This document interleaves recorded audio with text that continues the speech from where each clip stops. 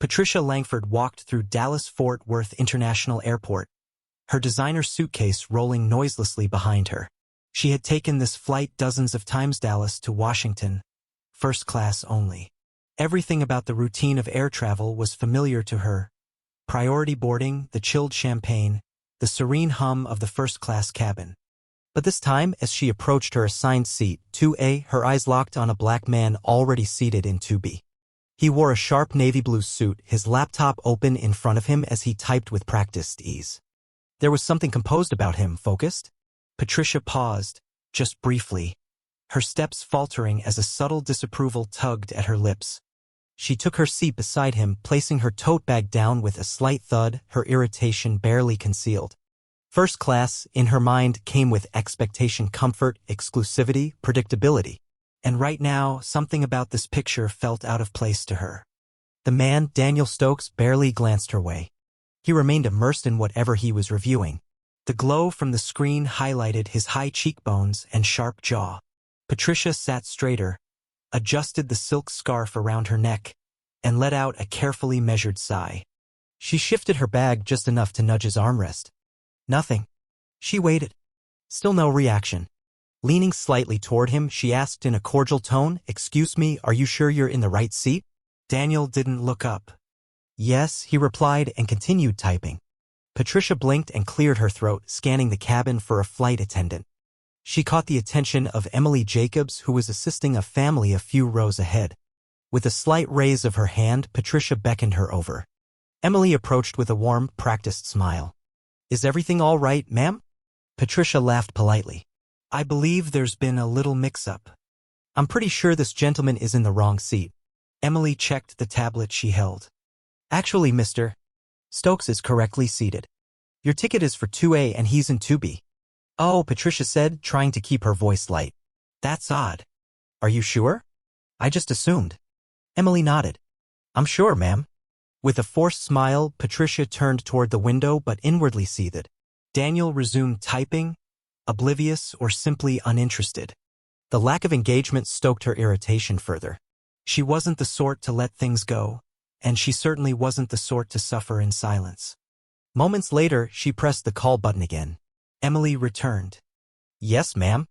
"I'd like to request a seat change," Patricia said in a lower voice. Emily tilted her head. "Is something wrong with your seat?" "No, not exactly." She leaned toward Emily. "I just don't feel comfortable." Emily's smile dimmed slightly. "Let me check availability." Daniel paused his typing but said nothing. Across the aisle, passengers began to take notice. Emily returned after a few taps. "I'm afraid first class is full, but there are seats available in economy." Patricia's stomach turned. "That's not going to work." Emily offered a polite nod. "Then I hope you don't mind remaining in your seat." Patricia didn't respond immediately. Her eyes darted around. People were watching. She could feel it.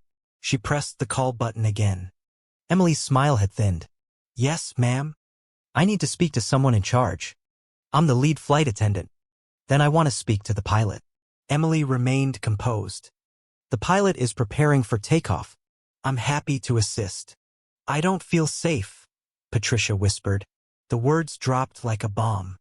Emily froze and Daniel stopped typing again. The air in the cabin changed. A businessman muttered under his breath. Emily kept her voice neutral. "Can you clarify what you mean, ma'am?" "I just don't feel comfortable," Patricia said with emphasis, her voice implying rather than stating. Across the cabin, phones were out. One young woman clearly recording. Murmurs spread. "I'm simply asking to be accommodated," Patricia insisted. "Shouldn't I have that right?" Emily checked again.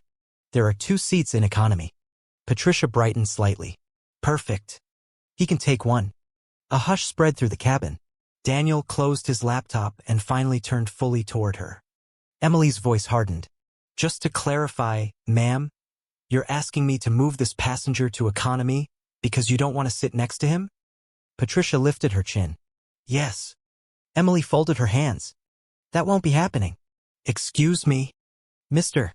Stokes has a first-class ticket. I will not ask him to move." Patricia flushed. "I'm just asking for the courtesy anyone would receive. You're asking me to relocate a passenger for no valid reason. That's not courtesy." It's discrimination. Gasps. A whistle. Passengers shifting, glaring. Emily stood tall. If you can't comply, I will ask you to deplane. Patricia reeled. What? You can stay quietly, or leave. But Mr. Stokes is not moving. Then Daniel opened his jacket and revealed a badge. FBI. The gold emblem caught the light. The cabin froze. Ma'am, he said, calm and clear, would you like to file an official complaint? I can take your statement. Patricia couldn't speak. The badge gleamed like a warning. Daniel remained composed. You said you felt uncomfortable, he said.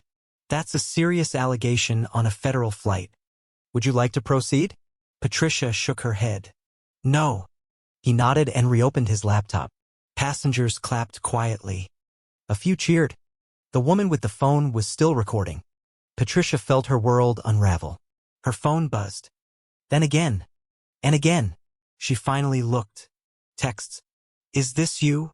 Just saw the video. She tapped Twitter. Her name was trending. A video.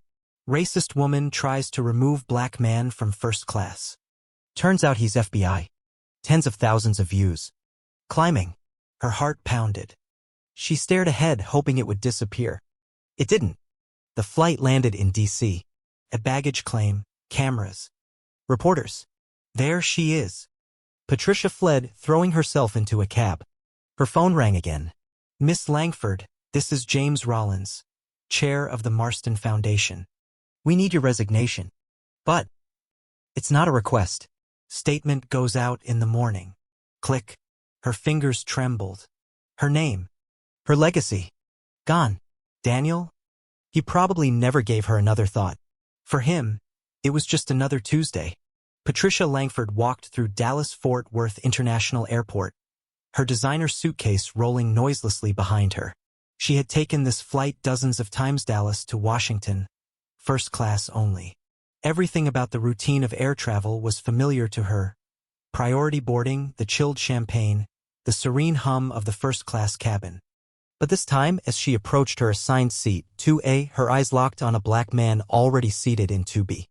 He wore a sharp navy blue suit, his laptop open in front of him as he typed with practiced ease. There was something composed about him, focused. Patricia paused, just briefly, her steps faltering as a subtle disapproval tugged at her lips. She took her seat beside him, placing her tote bag down with a slight thud, her irritation barely concealed. First class, in her mind, came with expectation, comfort, exclusivity, predictability. And right now, something about this picture felt out of place to her.